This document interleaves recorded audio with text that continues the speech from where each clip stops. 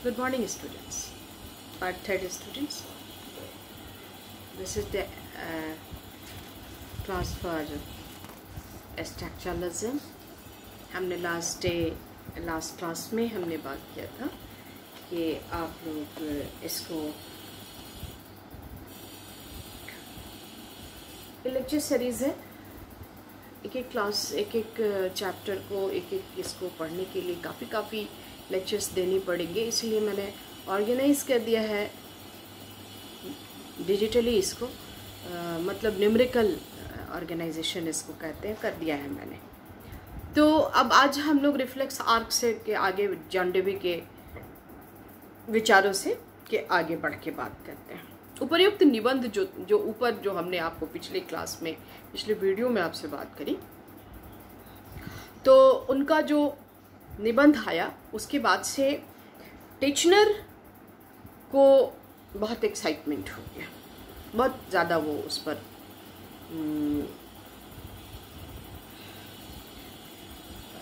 Reactive हो गए।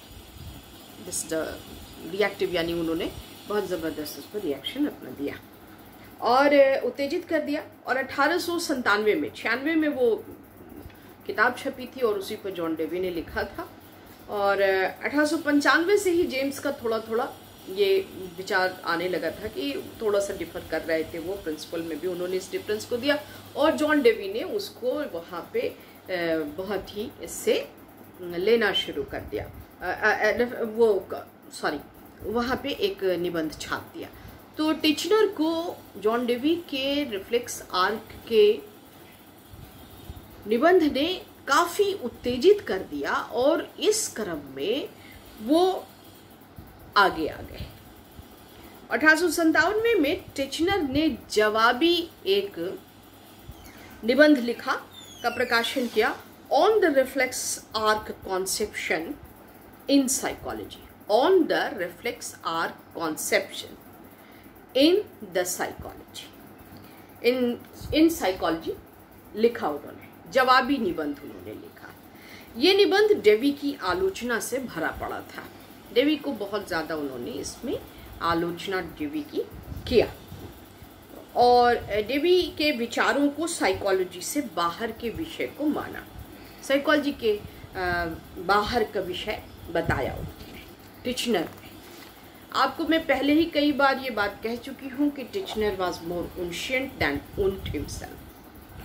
तो इसको उन्होंने लाभवाद और फंक्शनलिज्म कहा, संक्रियावाद। यहीं से दूसरे स्कूल का, यानी पहला स्कूल स्ट्रक्चरलिज्म जो टिचनर ने खुद ही उनशिएंट साइकोलॉजी का नाम दिया था, और दूसरा फंक्शनलिज्म यानी लाभवाद या संक्रियावाद का कहा। और स्वयं के विचार, यानी जिसके वो प्रवर्तक थे या अपने गुरु के शिष्य थे उनके, उसको उन्होंने स्ट्रक्चरलिज्म का नाम दिया। तो जेम्स ने या जॉन डेवी ने फंक्शनलिज्म नाम नहीं रखा था, ये नाम उनके शिष्य टिचनर ने ही उस विचारधारा को दिया था जिसके प्रवर्तक जेम्स और जॉन डेवी अपने निबंध के द्वारा सामने आ रहे थे। तो टिचनर की और इसको अपने विचार को उन्होंने कहा कि ये साइकोलॉजी, टिचनर ने कहा कि ये जो विचारधारा है जो इस निबंध से स्पष्ट हो रही है, ये साइकोलॉजी से बाहर का कॉन्सेप्ट है, ये साइकोलॉजी नहीं हो सकता। दूसरी ओर अपने विचार को प्योर साइकोलॉजी का नाम उन्होंने दिया, जो उनशिएंट साइकोलॉजी ही है, या स्ट्रक्चरलिज्म कहिए या बहुत सारी चीजें, उन्होंने स्ट्रक्चरलिज्म कहा अपने इसको। और उसके बाद टिचनर ने संरचनावाद की पूरी रूपरेखा या अभिधारणाएं फिलोसॉफिकल व्यूज में प्रकाशित किया, एक जर्नल फिलोसॉफिकल व्यूज में उन्होंने प्रकाशित किया। टिचनर ने क्या प्रकाशित किया कि जो उनकी विचारधारा थी, यानी उनकी और उनके गुरु की जो विचारधारा थी, उसको उन्होंने बहुत स्पष्ट रूप से इस चीज को प्रकाशित कर दिया। और पूरे the postulates of structural psychology एक निबंध, एक निबंध जो है उन्होंने प्रकाशित किया। अब यहाँ पे बात शुरू हुई कि उन्होंने इसमें इस जो पूरा स्ट्रक्चर ऑफ एंशिएंट साइकोलॉजी या जिसका नाम टिचनर ने स्ट्रक्चरलिज्म दिया, उसमें क्या कहा गया, पूरे पोस्टुलेट्स की अभिधारणाओं के साथ उन्होंने उसको प्रकाशित निबंध को किया। परिभाषा क्या की गई, अब ABCD करके आपसे हम कुछ बात करेंगे। तो संरचनावाद के अनुसार साइकोलॉजी की परिभाषा सामान्य वयस्क मानव का अंतर्निरीक्षण विधि द्वारा विश्लेषणात्मक अध्ययन अर्थात करना ही मनोविज्ञान का विषय क्षेत्र है। ये बात उन्होंने बिल्कुल स्पष्ट कर दी डेफिनेशन के रूप में। अर्थात इस परिभाषा के अनुसार मनोविज्ञान में वयस्क का अध्ययन हो सकता है, यानी एडल्ट पीपल को ही वो कंट्रोल का ही स्टडी करेगा। दूसरा उन्होंने किया, जरा से इसको करते हैं, दूसरा उन्होंने जो इस परिभाषा के द्वारा आई बात सामने कि नॉर्मल एडल्ट ह्यूमन बीइंग, यानी जो सामान्य वयस्क मानव व्यक्ति है उसी का अध्ययन करेगा। पहला तो वयस्कों का अध्ययन करेगा, ये विज्ञान निर्धारित किया ये क्षेत्र टिचनर ने एंशिएंट साइकोलॉजी को पोस्टुलेट्स के रूप में निबंध प्रकाशित करके, और उसमें ये परिभाषा दी।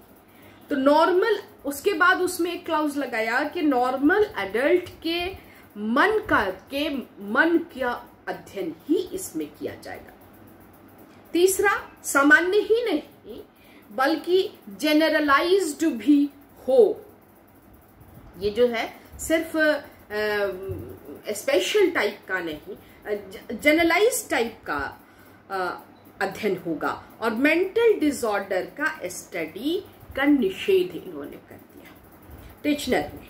मेंटल डिसऑर्डर यानी मानसिक व्याधियों के संबंध में या उस बीमारी के संबंध में साइकोलॉजी में कोई अध्ययन की जगह टिचनर ने नहीं रखी। इंडिविजुअल डिफरेंस के स्टडी को भी नकार दिया। इस परिभाषा ने मनोविज्ञान के अध्ययन क्षेत्र को संकीर्ण बना दिया, बहुत छोटा इस परिभाषा ने। तो क्या क्या था? इस परिभाषा के अनुसार मनोविज्ञान में वयस्कों का स्टडी होगा, नॉर्मल एडल्ट ह्यूमन बीइंग का स्टडी होगा, सामान्य ही नहीं बल्कि जनरलाइज्ड भी होगा, और मेंटल डिसऑर्डर्स का स्टडी यहाँ की स्टडी का अध्ययन यहाँ नहीं होगा, और इंडिविजुअल डिफरेंस को भी इन्होंने यहाँ से एलिमिनेट कर दिया कि साइकोलॉजी के अंदर इंडिविजुअल डिफरेंस की कोई जगह नहीं, के अध्ययन की कोई जगह नहीं है, ये भी उन्होंने कर दिया। और इस परिभाषा के माध्यम से साइकोलॉजी का स्टडी फील्ड बहुत ही छोटा हो गया। अब उन्होंने बेसिक पोस्टुलेट्स पर, अब हम उनके, ये तो ऊपर की बात परिभाषा पे बात हो गई। टिचनर ने जो परिभाषा दी, जब अपने एंशिएंट साइकोलॉजी को स्ट्रक्चरलिज्म का नाम दिया, और जेम्स जो अमेरिकी विचारधारा के थे उनके को कहा कि वो फंक्शनलिज्म है, तो उस वक्त जो परिभाषा दी ये तब की परिभाषा है। लेकिन पहले जब उन्होंने साइकोलॉजी की स्थापना की थी और तब जो परिभाषा दी गई थी कि psychology is the science of conscious experience, ये बात कही गई थी, चेतन अनुभव की, तो थोड़ा सा उसमें परिवर्तन किया उन्होंने। अडल्ट नॉर्मल ह्यूमन बीइंग को ही रखा, इंडिविजुअल डिफरेंस को भी नहीं रखा। डिसऑर्गेनाइज्ड पर्सनालिटी या मानसिक व्याधि वालों को भी नहीं, यानी नॉर्मल बीइंग होगा, एबनॉर्मल्स की जगह नहीं रखी। इवन एडल्ट ह्यूमन बीइंग, ना एजिंग पीपुल आया इसमें और ना ही इसमें बच्चे आए, तो ये क्षेत्र बहुत छोटा हो गया। अब हम लोग यहाँ पे बेसिक पोस्टुलेट्स की बात करेंगे कि क्या है, हम इसको समझाएंगे अगले वीडियो में, आज सिर्फ पॉइंट्स लिखाएंगे। तो ये है कि एनालिसिस, संरचनावाद की दो मूल विधियां होंगी। किसके अनुसार? टिचनर के अनुसार। एनालिसिस, कंट्रोल और एनालिसिस और कंट्रोल। नेक्स्ट उन्होंने कहा कि एक्सपेरिमेंट्स पर यानी प्रयोग पर बहुत बल दिया। एनालिसिस से तात्पर्य इंट्रोस्पेक्टिव एनालिसिस उन्होंने माना, और ज्ञान का एक ही सोर्स है और वो है अनुभव। ये बात टिचनर ने कही। नेक्स्ट उन्होंने कहा कि माइंड और कॉन्शियसनेस, मन एवं चेतनावस्था को हम सब्जेक्ट मैटर मानेंगे। कभी तो माइंड और कॉन्शियसनेस को एक ही अर्थ में माना और कभी मन को sum total of experience and consciousness कहा टिचनर ने। यहां पे थोड़ा फ्लक्चुएटिव थे, वो बहुत कंफर्म नहीं थे कि क्या वर्ड यूज करना चाहिए, मगर उनका कॉन्सेप्ट बिल्कुल क्लियर था कि एक्सपेरिमेंट होना चाहिए, उस पर बहुत बल। एनालिसिस जो है से तात्पर्य उनका इंट्रोस्पेक्शन था, और ज्ञान का एक ही सोर्स है एंड दैट इज एक्सपीरियंस। और माइंड एंड कॉन्शियसनेस को सब्जेक्ट मैटर माना, उन्होंने विषय वस्तु माना। किसका? स्ट्रक्चरलिज्म का। और कभी तो माइंड एंड कॉन्शियसनेस को एक ही अर्थ में लिया, और कभी कभी मन को sum total of all experiences and consciousness भी कहा। संरचनावाद के अनुसार, अच्छा, उन्होंने ये भी पोस्टुलेट में रखा कि इंट्रोस्पेक्शन के लिए ट्रेनिंग की आवश्यकता होगी। विदाउट ट्रेनिंग हम इंट्रोस्पेक्शन नहीं कर सकते। ये बात भी उन्होंने अपने पोस्टुलेट में कही। अगला, संरचनावाद के अनुसार एम्पिरिसिज्म सभी विज्ञानों का मूल विधि है, यानी एम्पिरिसिज्म, अवलोकन, एम्पिरिसिज्म ये जो है वो मूल विधि है। और संरचनावाद का मानना है, ये लगभग लास्ट पॉइंट ही है, इसको हम लोग यहाँ पे डिस्कस कर रहे हैं। तो संरचनावाद का मानना है कि मन और शरीर के बीच समानांतरता, पैरेललिज्म है, यानी मन अलग काम करता है और शरीर अलग काम करता है। हाँ, समानांतर चलने वाले तंत्र हैं। उनका जो शब्द है वो ये है कि संरचनावाद मन और शरीर में समानांतर चलने वाले तंत्र का हिस्सा है। मार्ग एवं नियम स्वतंत्र हैं, जो रास्ता है वो भी स्वतंत्र है, और जो नियम है, जो कानून है, वो भी बिल्कुल इंडिपेंडेंट है। तो इतनी बात उन्होंने कही। इसको हम फिर से, जो ये बेसिक पोस्टुलेट्स हैं, इसको एक बार हम फिर से रिवाइज कर देते हैं, सिर्फ शब्दों को, और समझाने की जरूरत होगी तो आपके पढ़ने पर इसका अगर आया कि आपको समझ में नहीं आया, तब हम आपको समझाएंगे। तो उन्होंने संरचनावाद की दो मूल विधियों की बात की। पहला एनालिसिस, दूसरा कंट्रोल। एक्सपेरिमेंट पर बहुत बल दिया। तीसरा, एनालिसिस के तात्पर्य था उनका इंट्रोस्पेक्टिव एनालिसिस। नेक्स्ट उनका माइंड एंड कॉन्शियसनेस को सब्जेक्ट मैटर माना। और नेक्स्ट पॉइंट, ज्ञान का एक ही सोर्स है, वो है एक्सपीरियंस।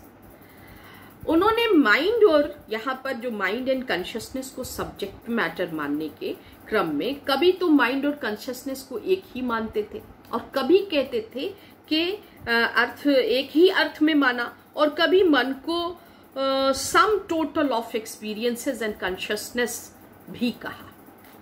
उसके बाद इंट्रोस्पेक्शन के लिए ट्रेनिंग की आवश्यकता पर बल दिया उन्होंने कि without training introspection is not possible.